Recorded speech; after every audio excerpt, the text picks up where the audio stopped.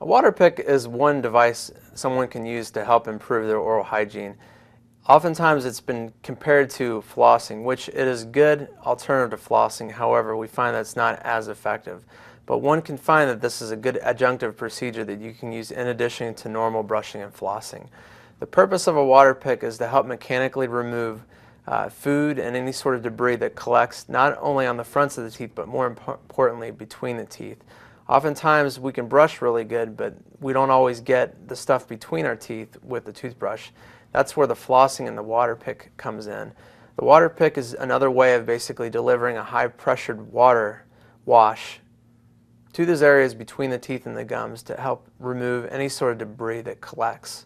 And what we're going to do is we're just going to go through a quick demonstration of how the water pick works and what it's used for. So what we do first is this is the water reservoir, and again all you're going to do is take regular tap water and fill the reservoir up first.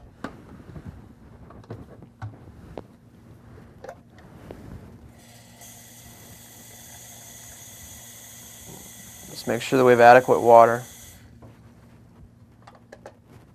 Then what we'll do is we'll snap the reservoir back into the unit. And what we have here, this is the handle that will be used. This is actually what helps you floss with. There's a little button, and when you depress the button, there will be the water will actually come out kind of pressurized, and you'll use this to actually pressure wash the teeth and the gums. And what we'll do is we'll turn the unit on.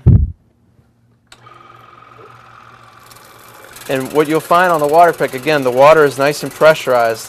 So what you can do is you go navigate this around the tooth and the gums to make sure that all the debris has been removed.